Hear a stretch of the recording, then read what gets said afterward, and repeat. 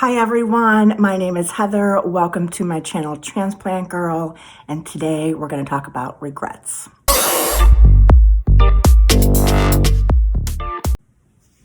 All right, so when I was sick and was told that I needed a transplant or I'm going to die, obviously my personality was going to fight for my life and try to get a transplant. There is so much into this process that most people do not understand. If you have gone through the process or have watched someone else go through the process, you'll understand it. So for those who have not really gone through the process, let me just explain a couple things. So when you are told you need a transplant, in my case it's a lung transplant, the first thing you do is start researching. I mean, obviously I'm going to research my disease, which is pulmonary fibrosis, and I'm also going to research lung transplantation. My father needed one in 1981. He did not get one. They weren't doing lung transplants only. They were doing heart and lung at the time, so obviously he did not get one. So after I was diagnosed, I had the genetic form of pulmonary fibrosis. Yes, of course, this was going to be a no-brainer. I'm a very strong-willed person, so I'm going to push through what I need to push through and just make it happen.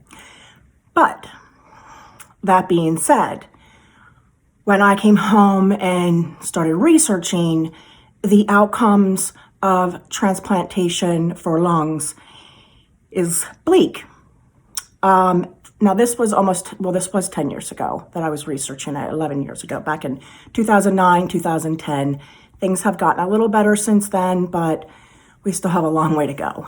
So when you look at the statistics, this is national statistics for lung transplant here in the US, the average rate of survival is about 80% for the first year, and then it drops down. The survival rate is about 50%, give or take, for 5 years. And then obviously the numbers head south again. I'm approaching, I've just hit my 9-year mark, so I'm going into my 10th year. I hope I make it, I plan to. But it's hard. There's only about 30% of the patients about 30, I'm not gonna give exact statistics because it also depends on your transplant center, and it depends on the lung disease that you had. So about a 33%, somewhere in there, survival rate for lung transplantation at 10 years. It doesn't sound that bad. I mean, it's not that great, but when you consider when I had my transplant in 2011, that year, there was only about 1,500 lung transplantations done in the whole US for the whole year. So 1,500. Not for a state, for the entire country. That's not a lot. That's not a lot of people. So when you look at statistics, 30% isn't a very large number.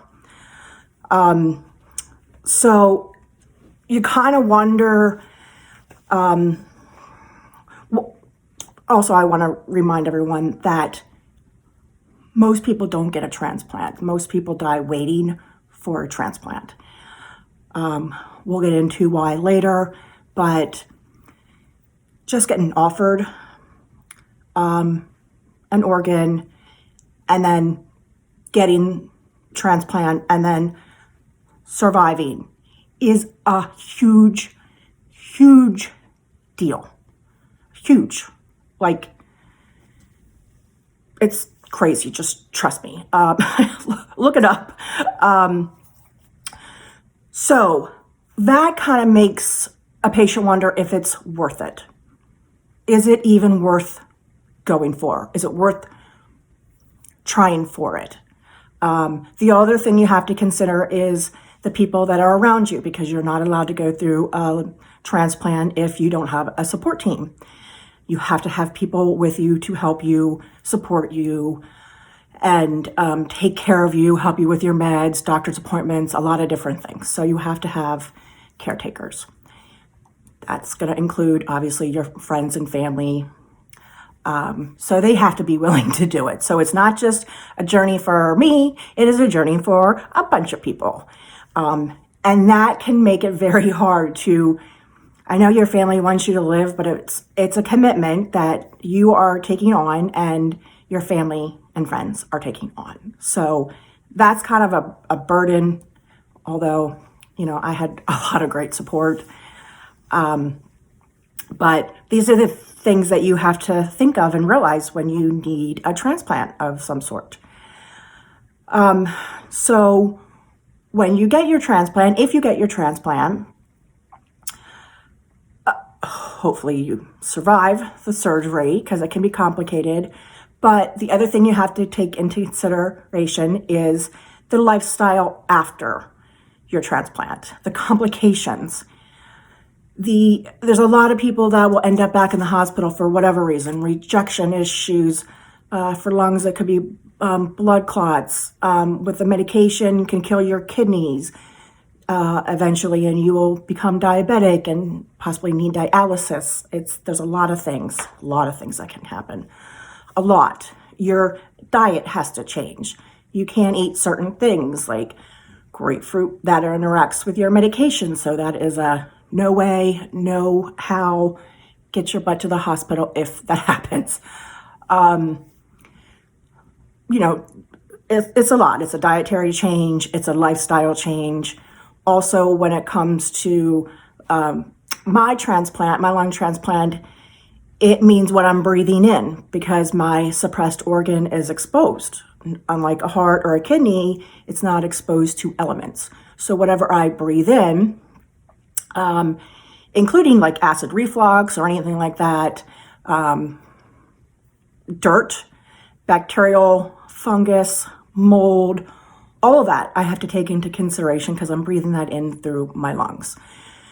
So this is the type of stuff you need to know before you go into this process. They teach you this. They should be teaching you this at the hospital, prepping you for lung transplantation because this is something you have to take serious, and it is no joke. It is no joke. It's strict. You have to follow a daily regimen of medication every 12 hours for the rest of my life. There is monthly blood work. There is monthly breathing tests. This is the rest of my life, the things that I have to do. You know this going in. So what you don't always know is what your personal outcome is going to be. How do you come out of this? What does it look like when you come out of this? Are you that type of person that's going to be in the hospital every other month? Are you going to possibly not get out of the hospital for 3 months or 6 months? It's definitely happened. You can't get your lung capacity built back up. There's a lot of things that can go wrong. A lot. This whole thing can, God, I might really sound awful, but there's a point. There's a point I'm making. This will challenge you mind, body, and soul. Hopefully if you care enough to realize the gift that you are given. So yeah, it's hard, but it was worth it. It was worth it for me 100%. 100%. I am 9 years out post-transplant. I should not have lived through what I lived through, and you can ask my doctor. But I should not have lived through it. I was a very complicated case, and somehow I lived through what I did, and I have not been really sick. I had a little instance with rejection. I had a tiny blood clot last year, but other than that, I'm a fairly healthy person. I do take care of myself, and I do watch for my surroundings and take precautions and everything that I'm supposed to do. So I do follow the rules. You have to wear a mask on the airplane, a lot of things. But I still live my life. And yes, I'm handicapped. I exchange one problem in for another. I now have fibromyalgia, degenerative joint disorder. I have major sleeping issues. I developed restless leg syndrome on top of the insomniac person that I was before. So I can stay up days on end and not get tired, oddly enough. It's weird.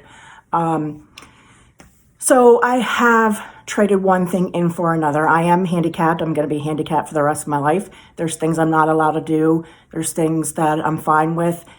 Some things I wish I could do, but I'm alive, and that's kind of all that matters.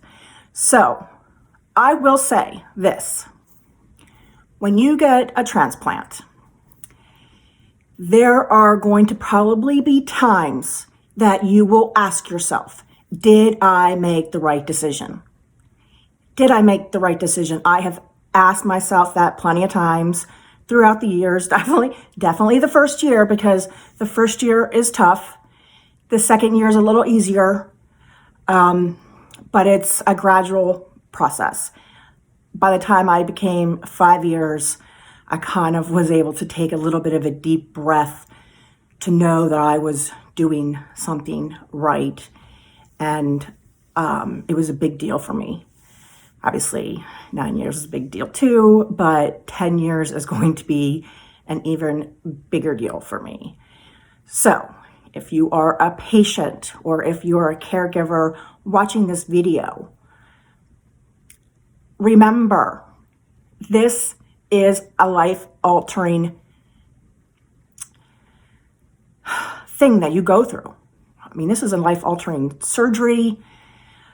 It's hard, but yes, it can be worth it. For me, it's worth the fact that I was able to fight for my life and not just choose to die. That's a personal decision. Everybody can make their own decision on what they want to do. I don't take that away from anybody, because this is not a hard choice either. But I just wanted to share my story, and I hope people appreciate the fact that I am 9 years out. I'm doing very, very well. There is hope for you. Just keep fighting through whatever you're told, given, whatever's on your plate. Figure it out.